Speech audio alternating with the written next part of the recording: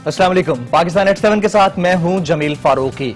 दुनिया मरीख पर पहुंच गई, लोग आसमान पर कमंदें डालने की बात कर रहे हैं, नित नई इजादें की जा रही हैं। एक वक्त था कि मूजी तरीन अमराज जिनसे बच पाना महज एक ख्वाब तस्वुर किया जाता था, अब उनका इलाज वैक्सीनेशन के जरिए मुमकिन है।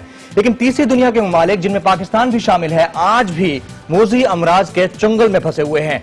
हेपेटाइटिस से लेकर पोलियो तक की वैक्सीनेशन होने के बावजूद आज भी लाखों खानदान इन मूजी अमराज के वायरस से बच नहीं पा रहे। इमदाद चाहे माइक्रोसॉफ्ट के बानी बिल गेट्स ने दी हो या फिर आलमी इदारे सेहत ने, पता नहीं इसका इस्तेमाल किस तरह से होता है कि घर घर इंसदादे पोलियो मुहिम चलाए जाने के बावजूद मस्बत असरात का हाल ना होने के बराबर हैं। गुज़िश्ता दिनों इत्तलात ये थी कि बिल गेट्स और आलमी इदारा बराए सेहत की जानिब से दी गई लाखों डॉलर की इंसदादे पोलियो वैक्सीन इस्तेमाल में लाए बगैर जायदुल मियाद हो जाने की वजह से न सिर्फ जाया हो गई, बल्कि जब लोगों ने उसकी बाकियात तल्फ करने की जगह से हासिल की तो मालूम हुआ कि महकमा सेहत ने किस कदर काहिली और नाअहली का मुजाहरा किया है। आज भी क्वेटा और पेशावर से 2 बच्चों में पोलियो वायरस की तस्दीक हुई है। इस तरह रवां साल मुल्क भर से रिपोर्ट होने वाले पोलियो केसेस की तादाद 35 से बढ़ चुकी है। नाज़रीन, ये वो केसेस हैं जो रिपोर्ट हुए हैं। पाकिस्तान में तमाम ही सूबों में अभी भी दूर दराज इलाकों में ऐसे पॉइंट्स हैं जहां ना तो ज़राए अबलाग की रसाई है और ना ही सेहत की बाकायदा सहूलियात। ऐसी सूरत में गैर रिपोर्ट शुदा केसेस की तादाद खुदा ना ख्वास्ता इससे भी ज्यादा हो सकती है। ऐसे में सवाल यह है कि महकमा सेहत क्या कर रहा है।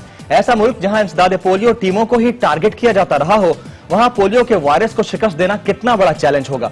आज के पाकिस्तान एट 7 में इसी मामले पर बात की जाए। मौजूद हैं आज न्यूज के पेशावर के नुमाइंदे शहाबुद्दीन, वीडियो लिंक पर हैं। बहुत शुक्रिया शहाबुद्दीन, आपने वक्त निकाला।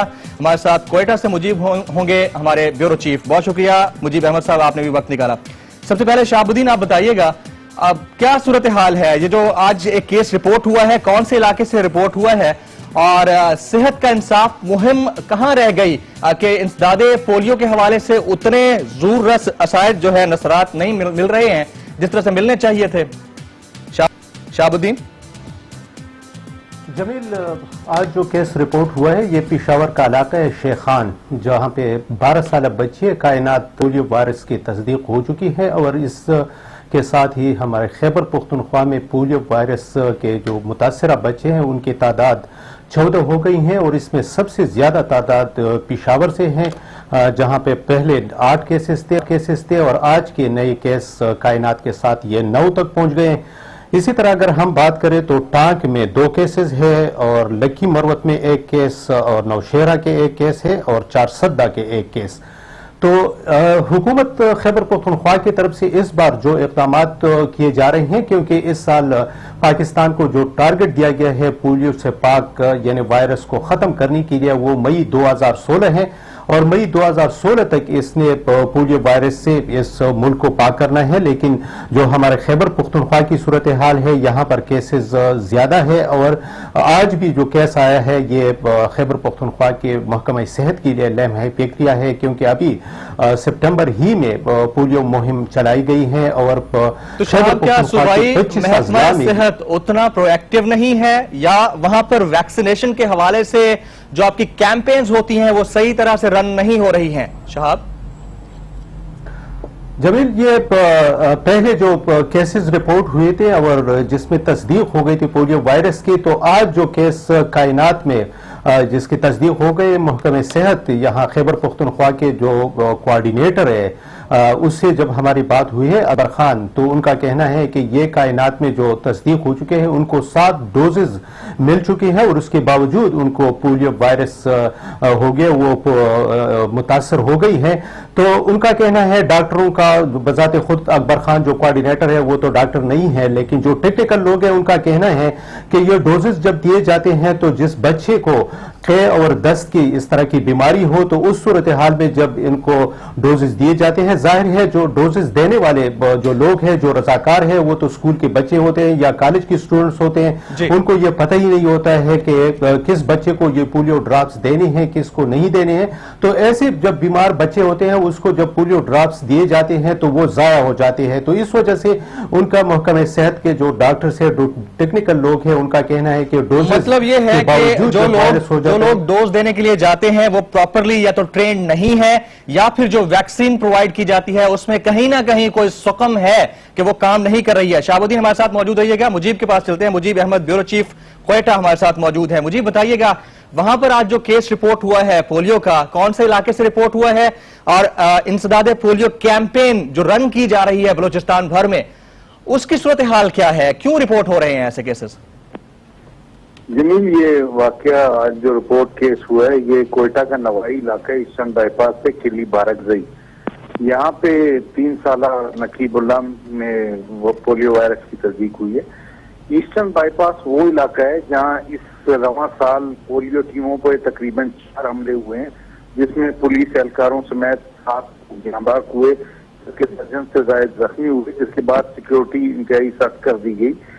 अब जो सूरत हाल है पोलियो कैंपेन की, वो हुकूमत बलूचिस्तान तो अपनी पूरी कोशिश कर रही है कि किसी तरह इसे कामयाब बनाया जाए, लेकिन 3 वजूहात ऐसी हैं जिसकी वजह से मामला आगे नहीं बढ़ पा रहे। एक तो सबसे पहली वजह सिक्योरिटी का मसला है कि जो कोयटा के नवाई इलाके हैं वहां पे सिक्योरिटी देना काफी मुश्किल होता जा रहा है, क्योंकि जो ईस्टर्न बाईपास, वेस्टर्न बाईपास, रूड़ी के और सरियाब के इलाके हैं, यहाँ पे जब पोलियो टीमें जाती हैं तो उनके साथ बड़ी पैमाने पर सिक्योरिटी होती है, तभी वो इसको पोलियो कतरे पिलाने में कामयाब होते हैं। लेकिन इसके बावजूद भी लोग रिलक्टेंट हैं। मुजीब अहमद हमारे साथ मौजूद रहिए, आपसे मजीद भी मैं इस पर डिस्कस करूंगा। अभी हमें ज्वाइन किया है जनाब शहराम खान तरकई साहब ने, वजीर सेहत खैबर पख्तूनख्वा। बहुत शुक्रिया शहराम तरकई साहब। आज एक और केस रिपोर्ट हुआ है और कहा यह जा रहा है कि उनको जब पोलियो की वैक्सीनेशन की गई है तो शायद उन डेज में की गई जब वो दस्त या इसहाल के दिनों से गुजर रहा था बच्चा, या फिर उस वैक्सीन में कहीं ना कहीं कोई ऐसी कमी है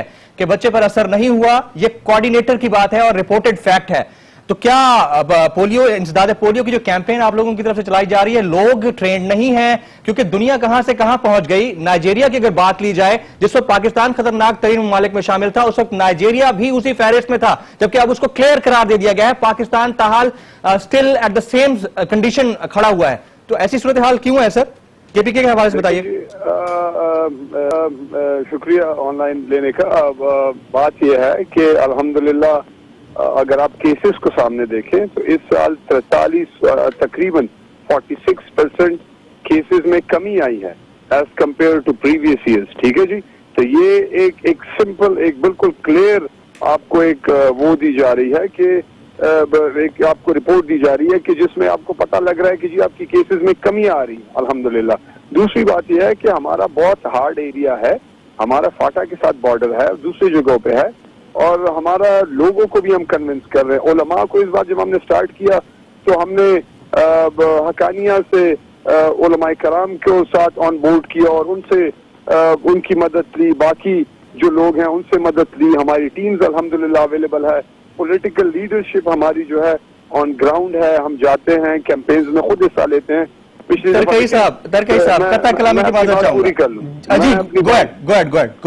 बात यह है कि हमें जो मसाइल आ रहे थे, पहली बात तो ये थी कि हमारे जो ट्राइबल एरिया के साथ, मैं किसी को ब्लेम गेम पे नहीं जा रहा हूँ, मैं सिर्फ आपको फैक्ट्स बता रहा हूँ कि हमारे जो फाटा के साथ बॉर्डर एरियाज थे, लास्ट दिस ईयर जो हमने कैंपेन स्टार्ट की उसमें हमने ये किया था, क्योंकि फाटा में ज्यादा कैंपेन्स नहीं हो रही थी, उसके इफेक्ट सारे खैबर पख्तूनख्वा पे आ रहे थे, तो हमने मिलकर एक कैंपेन स्टार्ट की जिसका नाम सेहत का इतिहाद रखा। फाटा और प्रोविंशियल गवर्नमेंट को मिलकर किया और हमने कहा कि पॉलिटिकल डिफरेंसेस को साइड पर रखे, सेहत पे कोई सियासत नहीं होनी चाहिए और तालीम पे ये बिल्कुल मिलके करना चाहिए, और हमने मिलके किया। आपका पॉइंट आ गया तरकई साहब, आपका पॉइंट आ गया। मैं मान गया कि आप बात कर रहे हैं दूर दराज इलाकों में जहां पर अवेयरनेस नहीं थी, वहां तक आप लोग पहुंचे हैं, लेकिन ऐसा क्यों कि नाइजीरिया जैसा मुल्क 1 साल के अंदर क्लियरिंग लिस्ट में आ जाता है और उसको क्लियर करार दे दिया जाता है क्योंकि वहां पर इमरजेंसी नाफिज कर दी गई थी। हमारे यहां इस तरह की सूरत हाल क्यों है कि हम एक रेशो कम होने पर ही इक्तफा कर रहे हैं और खुश हैं, जबकि सिचुएशन ऐसी है कि दूर दराज के इलाके जहां आप बात कर रहे हैं कि आप लोगों ने वहां तक कैंपेन करने की कोशिश की है, वहां से रिपोर्ट करना भी तो मुश्किल है सर। हो सकता है ऐसे अनरिपोर्टेड केसेस बहुत सारे हों जिनकी अभी तक हमें मालूमात तक नहीं मिल रही है। देखिए जी, मैं आपको एक बात क्लियर कर दूं, जो बात खुशी की होगी उस पर खुशी मनाएंगे, अगर एक चीज बढ़ रही होगी तो आप खुशी नहीं बनाएंगे, लेकिन एक चीज कम हो रही है तो आपको जाहिर बात है खुशी मनानी चाहिए, क्योंकि आपकी टीम ऑन ग्राउंड जो काम कर रहे हैं उनको मोटिवेशन की जरूरत होती है। अगर आप कह दें कि जी हाँ अभी भी 46% केसेस है, लेकिन ये खुशी की बात नहीं है, क्योंकि केसेस क्या कहते हैं, ठीक है, रूम फॉर। अच्छा, हमारे पास कुछ फैक्ट्स ऐसे हैं कि आप लोगों के जो टीम मेंबर्स होते हैं, एंटी पोलियो टीम के जो मेंबर्स होते हैं, वो उतने ट्रेंड नहीं है, उनको पता नहीं है कि कितनी उम्र के बच्चे को पिलाना है, उसको कोई बीमारी की शिकायत तो नहीं है। अभी शाहबुद्दीन बैठे हैं हमारे साथ, आज जो केस रिपोर्ट हुआ है, शाहबुद्दीन आप बताइएगा, ऐसा है?